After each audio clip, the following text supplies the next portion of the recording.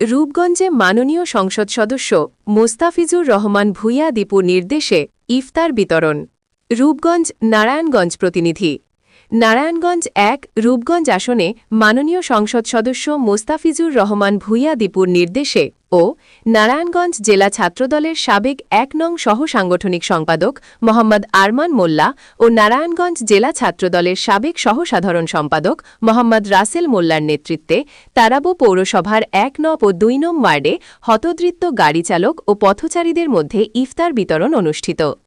এ সময় আরও উপস্থিত ছিলেন তারাবো পৌর বিএনপির সাবেক যুগ্ম সাধারণ সম্পাদক আলামিন বাবু, নারায়ণগঞ্জ জেলা ছাত্রদলের সাবেক সহ সাধারণ সম্পাদক ওহাব মাসুম, তারাবো পৌর যুবদলের ১ নং ওয়ার্ডের সাংগঠনিক সম্পাদক শফিকুল ইসলাম, তারাবো পৌর বিএনপির আহ্বায়ক সদস্য জাহিদুল ইসলাম জাহিদ, নারায়ণগঞ্জ জেলা ছাত্রদলের সাবেক যুগ্ম সাধারণ সম্পাদক মাহির মোল্লা সহ আরও অনেকে উপস্থিত ছিলেন।